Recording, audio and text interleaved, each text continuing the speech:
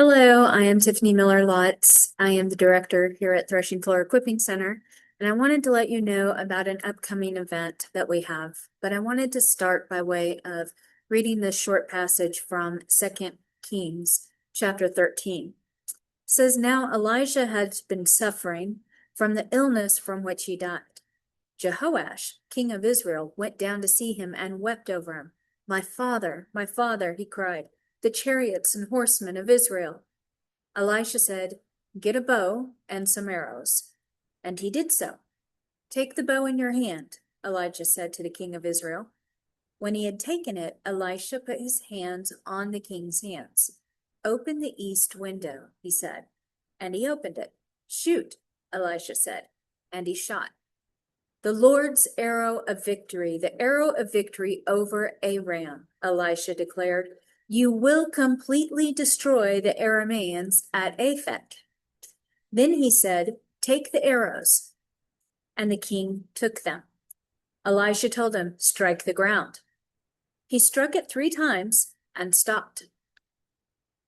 The man of God was angry at him and said, "You should have struck the ground 5 or 6 times. Then you would have defeated Aram and completely destroyed it. But now you will defeat it only 3 times." One of the things I like about this particular passage is that it is a vivid demonstration that intercession takes on many forms.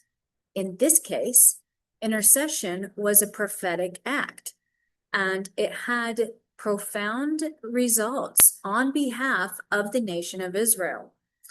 But it also demonstrates that there is a difference between intercession and effective intercession. So Jehoaz and his son Jehoash were both evil kings by God's standards, yet Jehoaz sought the Lord, and God listened to him, not for his sake, but because of God's covenant with Israel and how severely Israel was being oppressed by the nation of Aram. So God had already decided that he was going to rescue Israel from Aram. And all Jehoash had to do was to come into alignment fully, into full agreement with God's purposes in order to be an effective intercessor. Jehoash did intercede, and it did have results, but it did not reflect the fullness of God's plan because Jehoash was uninformed about his own role in the process and about God's heart of redemption for Israel. Now, personally, I don't have time or energy to waste on doing things that are ineffective, and I imagine you don't either. So at Threshing Floor Equipping Center, one of the things we do is to offer courses and seminars to help train and equip God's people for kingdom work. On July 11th, we will be offering a free seminar on taking authority in intercession. We'll begin at 10 a.m. and lunch will be provided, and you will have this workbook to fill out during the seminar.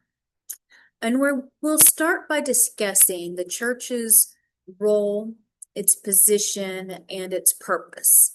How to be effective in the place of intercession, and we will look at elements both of prophetic prayer and of apostolic prayer. And then we will examine very closely 4 key scripture passages that are used all the time in intercession. And what we'll look at is what they mean, what they don't mean, and why that matters. What that helps us do is to solidify our understanding of our own authority in the spiritual realm, but also to clarify our own expectations so that we can intercede in alignment with God's values.